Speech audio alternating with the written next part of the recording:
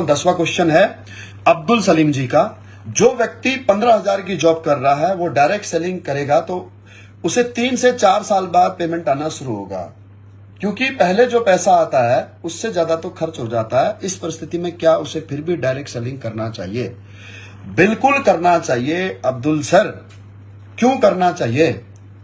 क्योंकि जिस काम को आज वो कर रहा है, 15,000 रुपए कमा रहा है, 10,000 कमा रहा है या 20,000 रुपए कमा रहा है। एक ऐसा ही मिलता जुलता सवाल और भी है, 10,000 रुपए वाला किसी ने भी पूछा है, आगे आएगा वो क्वेश्चन। तो दोनों का जवाब एक ही है कि जिस काम से आपकी जरूरत पूरा होना भी मुश्किल हो रहा है उस इनकम से, तो फिर उस काम को क्यों करना चाहिए? भगवान ना करे आपको 6 महीने के लिए आपको घर बैठना पड़ जाए किसी भी कारणवश से, घर में कोई मेडिकल इमरजेंसी आ गई या आपके स्वास्थ्य में कोई प्रॉब्लम आ गई, तो आपके घर में इनकम कैसे आएगी?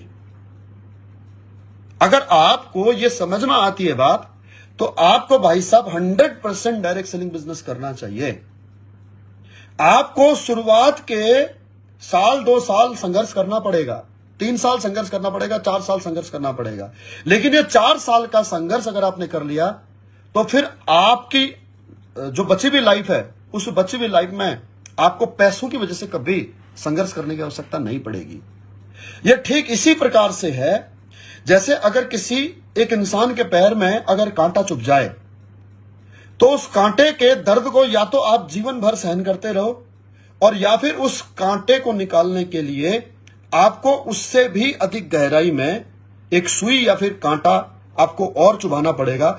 जब आप उससे गहराई में आप सुई लेकर के जाएंगे उस कांटे को निकालने के लिए, पहले वाले कांटे को निकालने के लिए, तो आपको दर्द ज्यादा होगा, कम नहीं होगा।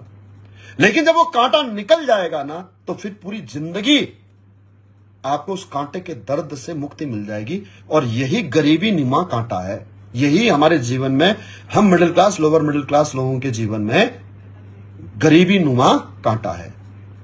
इस गरीबी नुमा कांटे को हटाने के लिए ना साहब 4 साल जीवन को संघर्ष के साथ जी लो।